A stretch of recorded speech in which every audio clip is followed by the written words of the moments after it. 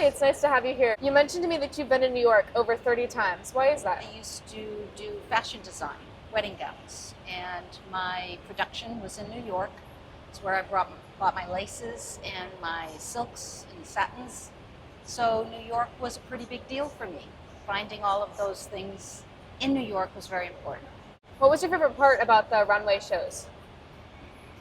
Finding which models embodied the dresses that I had, because all my dresses had names and I had to think about them because they had personalities. So I had to have a model that not just fit the dress, but fit the personality of the dress.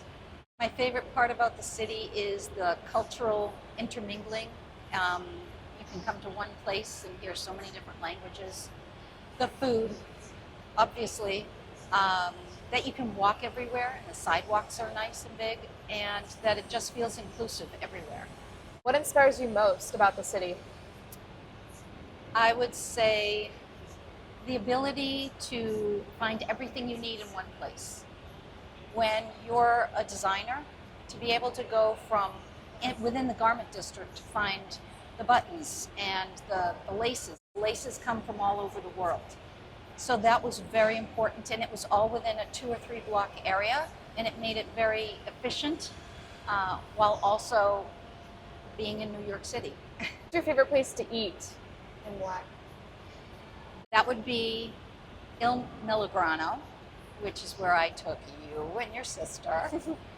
Fabulous, fabulous Italian food, tiny little place, but I discovered it while doing one of the bridal shows at the piers.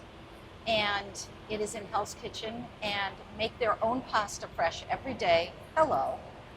And fabulous desserts. It's just a great little New York place. Is there a favorite Broadway show you like to see while here, or a favorite one you have seen? There is a favorite one I have seen, and it was here, and it was Spamalot. Loved it. Anybody that's a fan of Monty Python will understand what I'm saying. Ever seen anything weird happen in Times Square? Yeah, the Naked Cowboy. He's very famous, but I think the first time I saw him, I was floored. He actually does it. And this trip, he's still at it.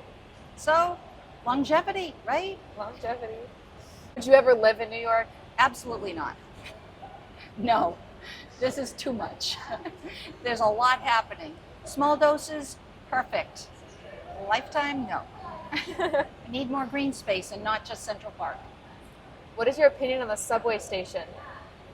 I don't use it. And that's because I think you need an education and training on how to use it, because you can get lost.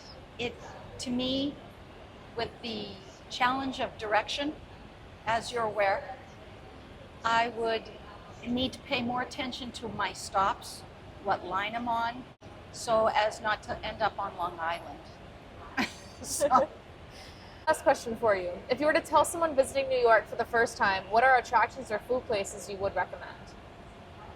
attractions are, there's the obvious ones, which is the Statue of Liberty and the Empire State Building, the 9/11 Memorial.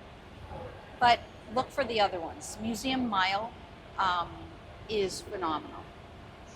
My favorite word that you say, the Guggenheim, hello, and the Met, the MoMA, Rockefeller Center, just walking around and discovering New York, because there's so much to drink in that the highlight depends on what it is you're looking for.